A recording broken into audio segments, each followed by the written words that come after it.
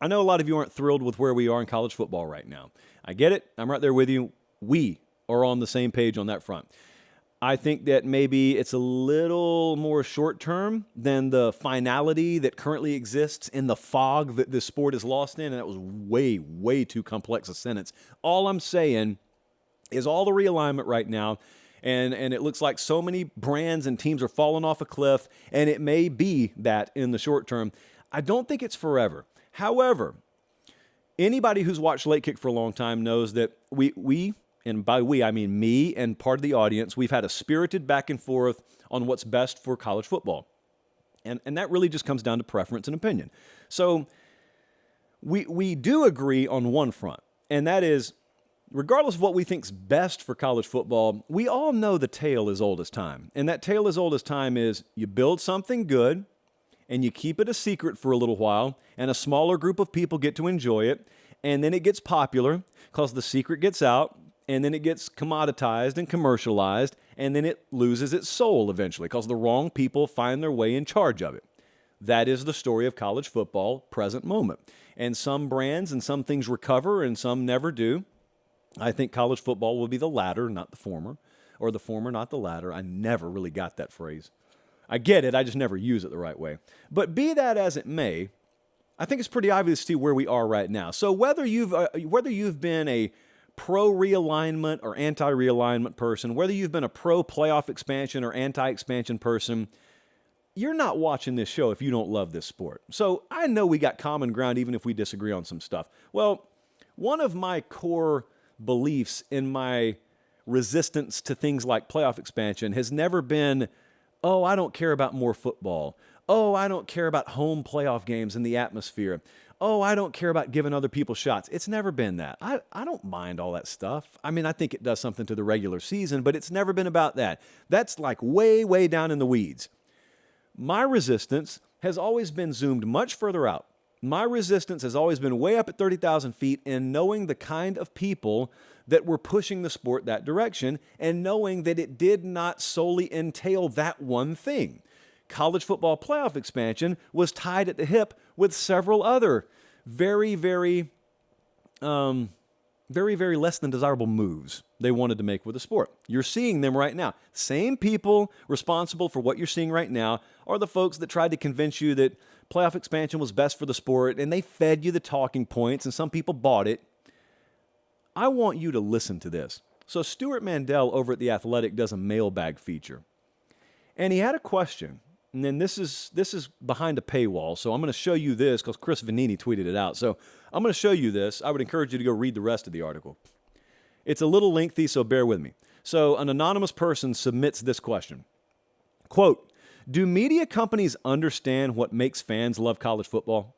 This isn't the NFL, where you move a team to another market and the fans remain. Oregon State fans will never be Oregon fans. FSU and Miami fans will never root for Florida, etc. The passion in college football that comes from the rivalries, pageantry, and traditions is very real. If you tear the soul out, NFL Sundays are right there. That is a beautifully constructed, but also horrific in the reality of it sentence and question, or statement, I guess it was. Here's Mandel's response. He is so spot on with this. Listen to his response.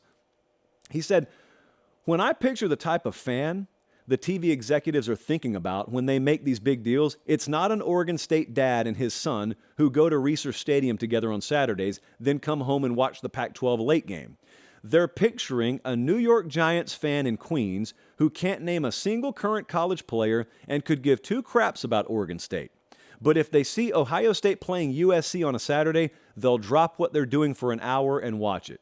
And there are millions more Giants fans in Queens or Pats fans in Southie than there are Oregon State or Washington State fans in the entire United States. Depressing but true.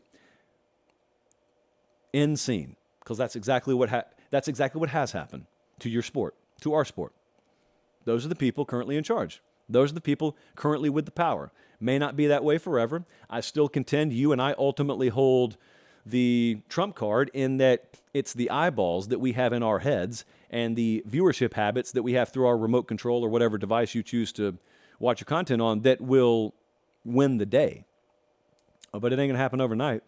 And so That right there, for a long time, was believed to be an attitude that would never be allowed to permeate our ranks. Well, it has. You really do have people who could not care less about tradition. Look, you think of college football, you think of Saturdays with your friends, you think of your childhood in many cases, you think of history, tradition, you think of cultures and subcultures for that matter, you think of community. They just think of property. That's all they think about. That's all they see it as. They don't know this stuff. You cut them open, you really get inside them. They don't know a thing about this sport.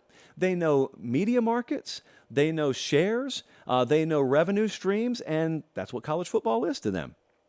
So when you go back to things like the college football playoff, for so long, and this is just one little microcosm of a larger issue, for so long, the argument was, it was so in the weeds. It was, how many auto bid spots should we have? Or, well, how many more games will have meaning in the regular season? Or will the games lose meaning in the regular season? These people couldn't care less. They couldn't care less about your attitude about that.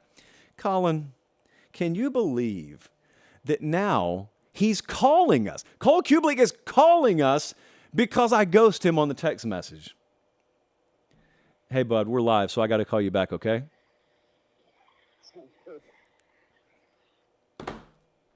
Sometimes you just got to do it to him. So anyway, I, the other night, said, I don't know if this is quite as final as we think it is. What I meant by that is there's a lot of talk. It will not bear itself out overnight. I told you that at the time. I'm still telling you that. There's a lot of talk, though, that some of the aggression in media rights dollars that are being handed out, and therefore some of the aggression in moving and conference realignment to grab those media rights dollars, or to be on one of the very few large figurative life rafts out there, SEC, Big 10, Big 12, that may not be forever. You got folks like Chip Kelly making really good points out there. He said, why haven't we just detached football from the rest of college athletics and just put about 60 to 70 teams in here, split them up geographically, and let the college football playoff as an entity run things? Now, look, that's not my desirable spot, but in lieu of where we're going right now, I'd much prefer that. Also, yeah, I'll talk to you about that later because it's still kind of off the record. But there's a lot of things being said behind the scenes that basically sound like this. Hey, I know it looks like this is being done in finality. No, we could just revert right back in 10 years. Not in 10 months, but in 10 years, because there are a lot of people looking at the dollars and the way they're allocated in the college space right now, in the media market space, media rights space. They don't think it'll be that way forever. Rapidly changing landscape.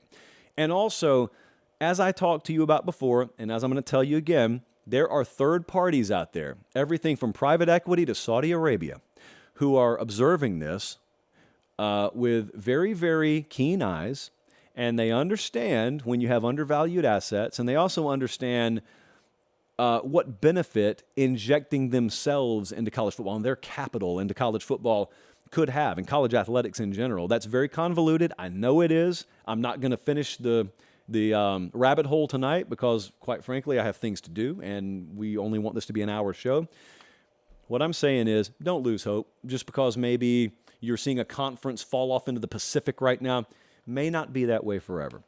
But some folks have to either be removed from the driver's seat or have to have their seatbelt jerked a little bit and understand that people are watching them.